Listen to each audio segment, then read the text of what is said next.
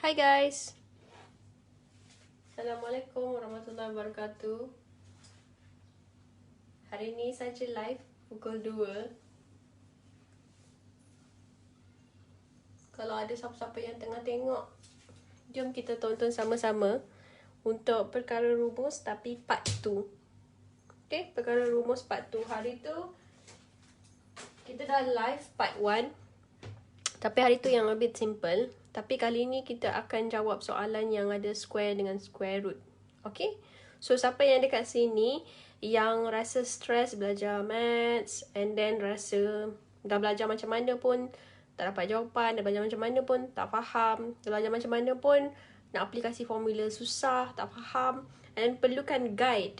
Kalau korang rasa korang perlukan guide untuk belajar matematik, sebenarnya korang boleh join our online class. Okay, boleh contact nombor ni 0128155042 sebab kita orang ada satu mengajar secara live untuk subjek matematik. And then kalau korang tak faham, ada soalan, korang boleh terus PM dekat dalam group tu and then tanya apa-apa soalan yang korang tak faham. Nanti kita orang akan jawab secara live.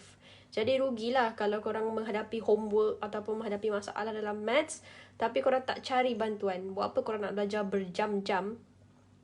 Nak belajar berjam-jam tapi apa pun tak faham. Tapi kalau belajar dengan Tans, insya-Allah dalam masa sejam tu pun banyak info yang korang dapat. Banyak benda yang common mistake student buat yang korang boleh elak.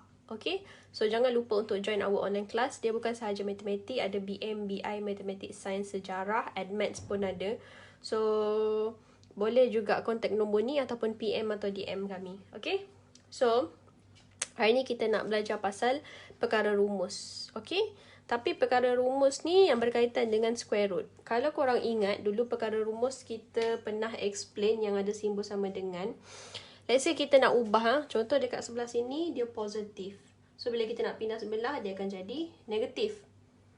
Sama juga, kalau dekat sini negatif, pindah sebelah, dia akan jadi positif. Kalau darab, pindah sebelah, dia akan jadi bahagi. Kalau bahagi, pindah sebelah, dia akan jadi darab. Tapi kalau untuk soalan ni, yang ni yang trick sikit. Macam mana kalau korang jumpa soalan square root pula? Kalau square root, pindah sebelah dia jadi apa? Macam ni. Ini kan simbol square root, punca kuasa. So, kalau korang belajar BM, punca kuasa. Kalau belajar dalam bahasa Inggeris, nama dia ialah square root. Okay? So, kalau square root, pindah sebelah, dia akan jadi square. And then, kalau square, pindah sebelah, dia akan jadi square root. Okay, ini soalan square root. Kalau soalannya cube pula, so ini simbol cube root. Okay, cube root. So, bila pindah sebelah, dia akan jadi cube. Cube root dalam bahasa Melayu ialah punca kuasa 3. Bila pindah sebelah, dia akan jadi kuasa 3. And then, kalau yang macam ni, punca kuasa 3, kuasa 3. Bila pindah sebelah, dia akan jadi punca kuasa 3. Ini punca kuasa 3. Ini kuasa 3. Okay, kuasa 3, cube. Dalam bahasa Inggeris, cube. Kalau dalam bahasa Melayu, cube root. Okay, korang boleh nampak ke ni? Okay, so ini ya. Positif pindah sebelah jadi negatif, negatif pindah sebelah jadi positif, darab pindah sebelah jadi bahagi, bahagi pindah sebelah jadi darab, square. Square root pindah sebelah dia akan jadi square. Ini simbol square root. Square root pindah sebelah jadi square, square pindah sebelah jadi square root. Cube root pindah sebelah jadi cube, cube pindah sebelah jadi cube root. Okay, so ini yang korang kena ingat. Ini asas paling penting untuk jawab perkara rumus. Jangan main-main ini syllabus form 2. Tapi dia masuk SPM sampai SPM masuk. Okay, so soalan pertama. 2 punca kuasa R sama dengan 3S tolak V. So, jadikan R sebagai perkara rumus. Okay, sekarang kita nak jadikan R tu sebagai tajuk utama. Tapi sekarang dekat R ni ada simbol square kan? Dan ada nombor 2 dekat depan. So, kita nak ubah dulu. So, simple. Nak jadikan simple dulu, kita pindah dulu nombor. So, kita tinggalkan square root sebelah kiri. Sama dengan 3S tolak V. Okay, bila kita nak pindahkan 2. So, kita tengok, check. 2 ni, dia bukan tambah, dia bukan tolak. Tapi dia sebenarnya di antara 2 dengan square root R ni ialah operasi darab. So, bila darab, pindah sebelah, dia akan jadi bahagi 2. Okay, yang tu settle. Tapi kita tak nak dalam square root R. Kita nak dalam R sahaja. So, apa yang kita kena buat ialah, kita kan tengok sini. Kan tadi, kalau square root pindah sebelah, dia akan jadi square. Tapi nak square yang mana satu? So, kita kena squarekan semua. So, dia jadi 3S tolak V bahagi 2. Okay, so siaplah kita punya R. Kita siaplah R tu sebagai perkara rumus. Dah siap. So, biasanya dia akan ada lagi soalan kedua, iaitu macam ni. Kira nilai R apabila S sama dengan 4, V sama dengan 7. So, bermaksud dia suruh kita ganti nilai. S ni kita ganti dengan 4, V tu kita ganti dengan 7. So, kita masukkan dekat dalam equation ni.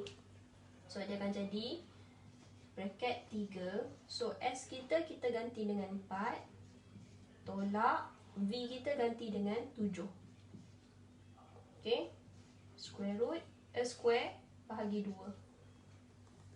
Okay. Macam ni. So, bila kita ganti nilai dia, so apa yang first thing first kita kena, ini kita darab dulu. Bila korang jumpa soalan macam ni, korang jangan terus tekan calculator tau. Bila tekan calculator, dia tak boleh baca banyak sangat bracket. So, boleh menyebabkan dia salah kira lah kat situ. So, cara yang paling senang ialah bila jumpa bracket, solve dulu dalam dia. Sebab korang pernah belajar BODMAS kan? Bracket dulu. Settle bracket, baru O. Baru yang berkaitan dengan power semua tu. So, settle dulu dekat dalam ni. So, 3 kali 4, kita dapat 12. 12 tolak 7 bahagi 2. Macam tu. Kita square kan? Okay. So, 12 tolak 7, kita dapat 5.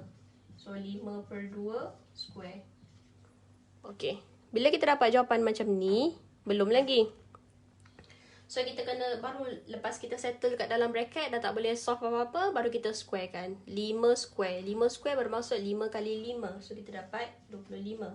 Bahagi 2 square. So, 2 square bermaksud 2 kali 2, which is 4. So, kita dapat 25 per 4. Okay guys. Ini soalan yang simple untuk soalan yang berkaitan dengan square. Dengan square root. Okay. So, ini tips yang korang kena ingat. So, jangan lupa kalau rasa struggle dalam maths, perlukan bantuan, perlukan advice, perlukan guidance dalam maths. Especially maths lah, maths dengan maths. Jangan buang masa untuk belajar berjam-jam, 3 jam, 4 jam tapi tak faham apa. Lebih baik korang join kelas online yang korang boleh tanya tutor, minta tutor terangkan dan tutor boleh terus terangkan direct kat situ. Biasanya kami takkan terus bagi jawapan. Kami akan guide satu-satu dulu. Sebab tak guna kalau kita nak tolong student, kita terus bagi jawapan akhir. Tapi kita tak ajar dia. Macam mana kalau soalan dia nak jawab soalan SPM ke, soalan PSR ke, soalan PT3 nanti kan. So, itulah pentingnya untuk kita ada guide yang boleh tolong kita dalam pelajaran nanti. Okay, so kalau korang nak join our online class, boleh contact nombor ni. 012-815-5042. Dia terbuka daripada dah jam 4 sampailah SPM. Okay guys, itu sahaja. InsyaAllah kita jumpa lagi next time. Bye. Assalamualaikum.